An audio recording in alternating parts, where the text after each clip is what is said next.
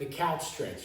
This is the single most important stretch that I have people do very frequently because we need to have very mobile hip flexors and they get very tight from sitting down so much. You're gonna need a bench or a couch to put your back foot on, and then your knee on the ground, and then you're gonna drive your hips down and forward, getting a really good stretch on that back leg hip flexor. Okay, so do half of the time just with your chest facing forward. This toe is pointing straight forward as well on that front leg. Then you're gonna grab that front leg and push yourself into rotation. You'll feel it all through your spine and your obliques.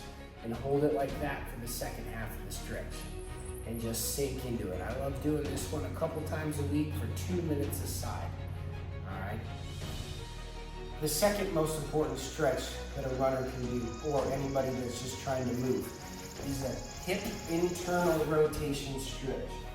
You're gonna put your knee on the ground, this foot on top of the knee, and then you're gonna just lean back as far as you can, and you're gonna feel a stretch on the front side of this hip, and just hold.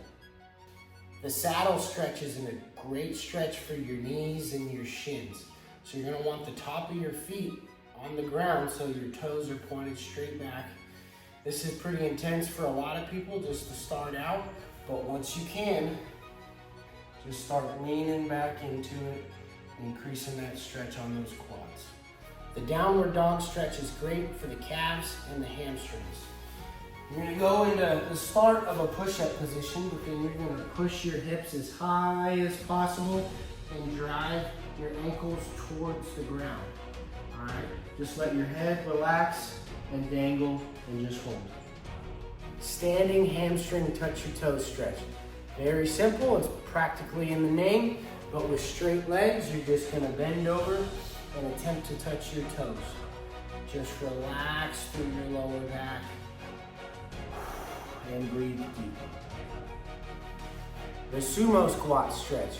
This is a great one to just sit in front of your TV and do. You're gonna sit in a good squat stance, so feet a little slightly wider, toes pointed out to wherever's comfortable, and then you're gonna push your knees out with your elbows and just let your whole lower back just round and relax and sink your hips down underneath. The Bretzel stretch. This is a great 3-for-1 stretch. You're gonna get your quad, your glute, and then you're also gonna rotate your spine.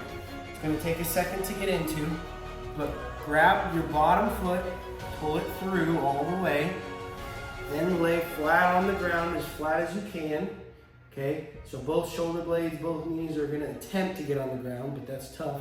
Put this hand on top of that knee and just relax and rotate into it. The seated cross leg glute stretch is basically crisscross applesauce that we did when we were kids. But you're gonna sit in it with one foot just a little bit farther forward, and then you're just gonna fall forward and relax into it.